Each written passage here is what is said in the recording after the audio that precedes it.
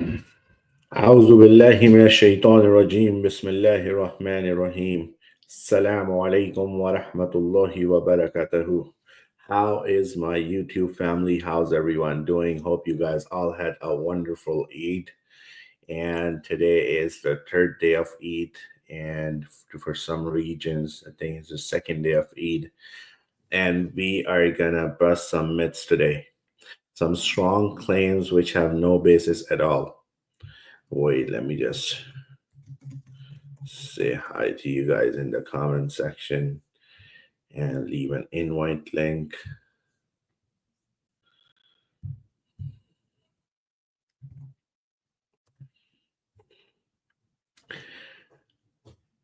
So we're talking about Daniel.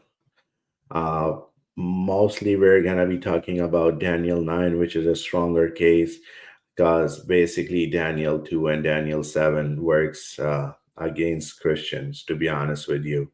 It has nothing to do with Jesus, and we're gonna quickly go over it. That why it has nothing to do with Jesus. So Daniel's timeline of kingdom. That's what we're gonna discuss first thing, and we're gonna go with Daniel 2, and basically there's a claim with Daniel 2 that Jesus is the stone cut without hands, and in Daniel 7 there's a claim that Jesus is the Son of Man with S and M being capital. His first kingdom marked the end of worldly empires, and God's kingdom began after that. So this is basically the gist of it. This is what Daniel it's described in the king's dream. There's a head part, there's a chest and arms part, there's a belly and thighs part, and there's a legs part. And it basically, just one second. And there's feet, and what it symbolizes it's that there's a Babylonian empire, there's a Medo-Persian empire, there's a Greek empire, there's a Roman empire, and then there's going to be divided kingdoms. Here's the other one. So this one also, the lion one refers to the Babylonian one, the bear one is Medo-Persia, the leopard one is Greece, the terrifying beast is Rome. And this is what basically it depicts. And primarily what they show is pride and dominance for Babylonians, uh, duality and inequality for Medo-Persians, speed of conquest and division for Greece, and for Rome, it's ferocity and destructive power. So, as far as the reality is concerned, Jesus did not fulfill Daniel 2 or Daniel 7, both in literal sense or political sense. Jesus did not destroy Rome. Jesus did not become king. Jesus did not establish any global kingdom. And Jesus did not bring any everlasting peace.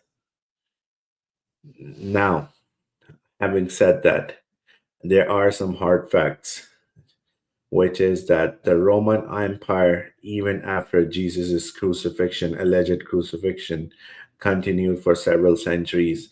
The Western Rome fell around 476, which is basically the condition for Daniel's prophecies, and the Eastern Rome, which is the Byzantine Empire, it fell around 1453 AD. So there was no immediate destruction of Roman Empire around Jesus' time and his alleged death or crucifixion or whatever the Christian belief is around 30 or 33 AD. They can't even get his date of death or crucifixion right. And they believe that because of some anonymous writers, we're going to believe that he claimed divinity.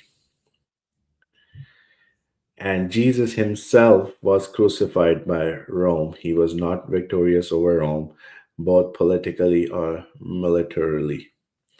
So these are some hard facts about Jesus and Daniel 2 and what it says and how it is. And Christians, they like to, have a word salad with, like, this is not literal, this is not this is metaphorical, this is patristic language, this is that. And when it comes to critiquing other religions, they are basically clutching onto the straws and saying, oh, yeah, this verse is right there, like we have in Surah Tawbah and everything. So we're not going to be deviating from the topic much, and we're going to dive right into Daniel 9. So it kind of connects with Isaiah 45:1, where it says that thus said the Lord to his anointed Messiah. So Cyrus is called the Messiah here, whose right hand I held to subdue nations before him, and I will loose the loins of kings to open before him the two leave gates, and the gate shall not be closed. So this is the Hebrew version of the Bible. And also the big thing is that when you're reading Daniel, the Jews have the book which follows this, which is Ezra. And the Christian Bible, the Ezra is misplaced from there, because as soon as you're gonna open Jewish Bible and you see all these things pointing towards some things, and then Ezra comes, and here's what it happens with Ezra. And in the first year of Cyrus, the king of Persia, there it is, guys, there it is. And even the start of the second is, so said Cyrus, the king of Persia. So these are the things. And in third one also, let him build the house of Lord God of Israel. He is the God who is in Jerusalem. So these are the things which are very masterfully and tactfully replaced. They have put Book of Ezra somewhere else in the Christian Bible so that people don't ask questions. People just stay under church's command and do not say or do anything. There's also a 70 weeks thing which Christians like to propagate and say, yeah, this is because of this reason or that reason. And basically, they get the counting wrong. If you go according to Jews and stuff, basically it's 434 and it goes on from there. And it's always a good thing if you can ask questions from Christians when they quote, let's say, it's not about Jesus, but let's say they quote about Isaiah 53, claiming that it has to be Jesus. And when you ask them, what about Isaiah 52? What does Isaiah 52, what's that chapter about? It throws them off. It's kind of like a curveball for them. They have no idea what it is. So these kinds of things are very important when they're also saying the 470 years, right? And you ask them one question, where do you start counting from?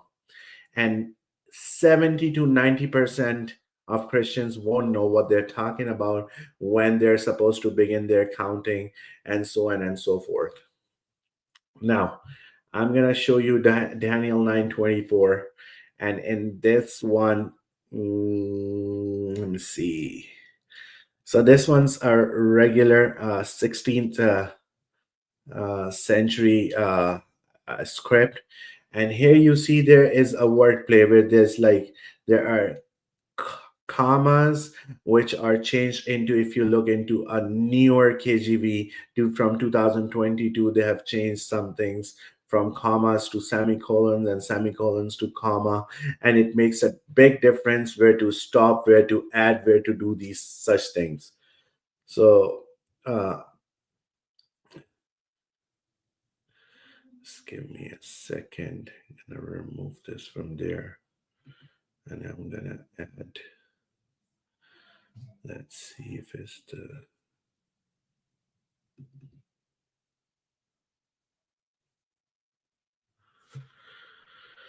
so this one from KGB, you see, the Messiah, the Prince, shall be 7 weeks and 3 scores and 2 weeks. So stuff like that is, different when you look into the newer versions, where you see a colon after 2 weeks. For Daniel 9:25 goes to, if you go to the earlier Bibles, it's kind of different there. So these kinds of things we have to keep an eye on. Just give me a second. I'm gonna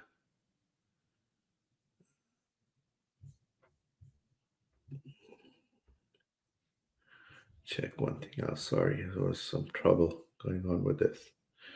So yeah, this is Daniel 9:25, and then 9:26 is here. Also, there are a few things you have to ask, because obviously, according to Gospels, if we take, there's one where Bethlehem is their hometown, in one there's Nazareth is a hometown, and then Jesus is being born in a manger. So a person who has two houses, I don't know why these sort of things are happening in the middle of nowhere. And these are basically accounts from not the illiterate fishermen.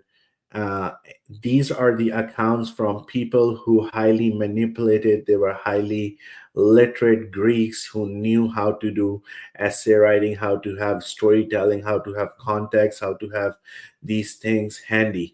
And that's how they wrote these accounts. They inserted their Greco-Roman gods in there, their philosophies, their ideologies, and they made a religion which was not in line with Adam, Noah, Abraham, uh, Judaism.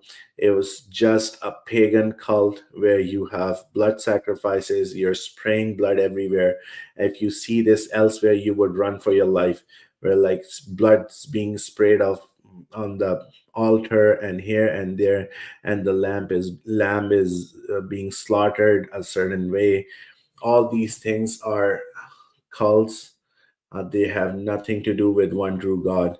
And anytime anyone refuses to accept this or believe this, you can always come back to this video. You can always take notes from this, and you can bring them up in front of a person. You guys can take screenshots of it. You guys can show some love, and inshallah, everything would turn out to be for good. I am just gonna stay around for a bit, put myself on mute. If someone wants to join and discuss something, we're happy to do that.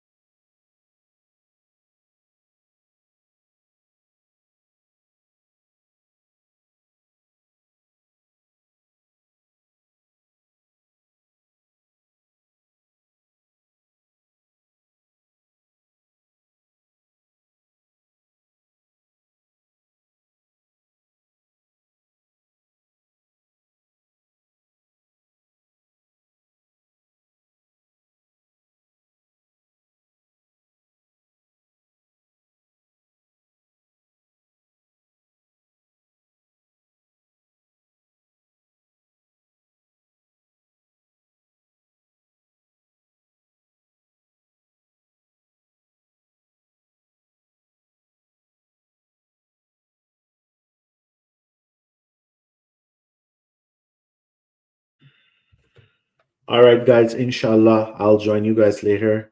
Have yourself a wonderful day. Assalamu alaikum wa rahmatullahi wa barakatuh. All right, guys, inshallah, I'll join you guys later.